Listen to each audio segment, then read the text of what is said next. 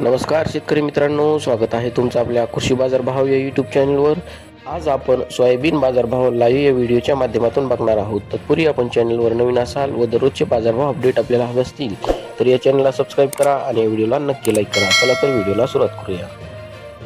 उत्पन्न बाजार समिती आहे माजलगाव जिल्हा बीड अवकाली 536 क्विंटल, किमान दर आहे 4000, कमाल दर आहे 5315, सर्वसाधारण दर आहे 5100 रुपये.